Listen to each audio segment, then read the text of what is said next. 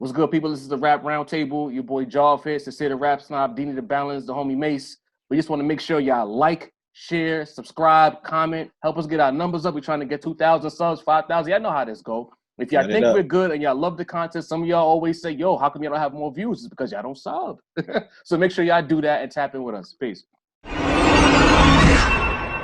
Rap Roundtable. Jay-Z would have had to have done something really immaculate to move Big off that spot had Big not passed. So I'll say Big would have been number one. I think there would have been to Sin's point, there would have been a conversation to be had between Big and Esco.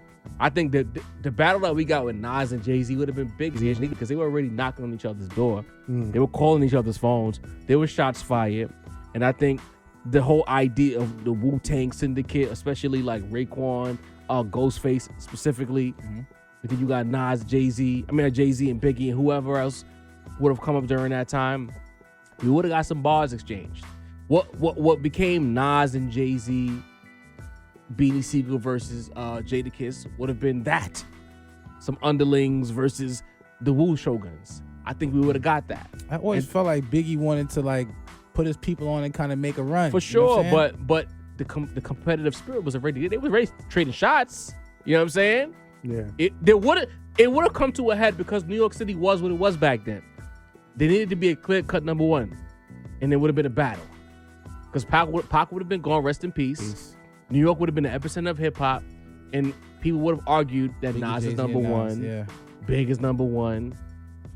The Diddy element would have helped matters for Big with the record sales, but I think that these guys would have traded bars. It probably would have been a better battle than Nas versus Jay-Z because I think, imagine what Big would have been by like a 2001, 2002 as far as skill level. The Subliminals would have been immaculate. Holy shit. So I'll say Big would have been number one. But my caveat would be the same way X could have come in and moved his units, big units, while Jay-Z was dead moving his units. I think Jay could have blown up. He could have sold records. He could have been a megastar, but he just wouldn't have been number one. But the question I would have is, who would win between Nas and Biggie if they would have traded bars? Biggie. Sincere. Think about it. Fake Nas fan. Now they're gonna shoot at me. Big was the wittiness. He was too much of a force. Yeah. Too much of a force. Nas, his lyricism is unmatched, but Big is just too much of a force. A lot more likable than Jay-Z too. The voice, just the voice alone, it fucking sounds like there's a fucking thunderstorm about to like descend on you. The wittiness. But you don't think he could have eaten Big? Think about how he talked about Jay. The fat jokes for Big. The breathing, how he breathed so heavy on the songs. Nas could have had some shit for him. He could have. It's also it's hard for me to imagine because, you know, I mean, it's all, you know, a parallel universe. Yeah. In reality, a lot like of what ifs. Yeah, in reality, you know, he passed away, so it's hard for me to think of like, you know, snaps or you know, lines. Because Big would have had a bar about that chip tooth. It Yeah, absolutely. But like, you know what I mean? Like anything disrespectful said about Big, it's hard for me to even really think about it. Because, yeah. But it would have been interesting. I mean, I'm now that we're talking about it, I'm a little disappointed that we didn't get that.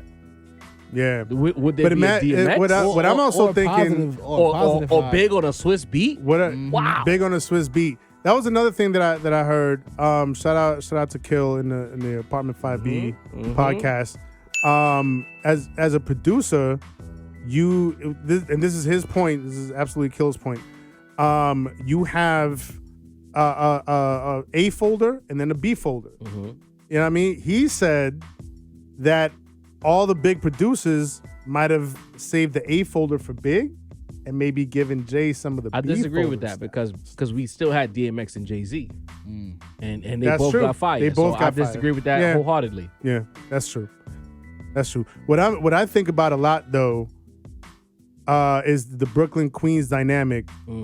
If Big and Hove are both superpowers in Brooklyn, but then you have Nas and Prodigy in Queens. And if shit pops off, and again, the way shit ended up happening, Queensbridge versus Brooklyn. yeah, like Yikes. Nas and Prodigy ended up like having their issues, separately. But I mean, if we're talking what ifs, you know what I mean? I'm going with Big and Hov. Big and Hov versus Nas and Prodigy, I love Brooklyn Nas versus and Big. Queens.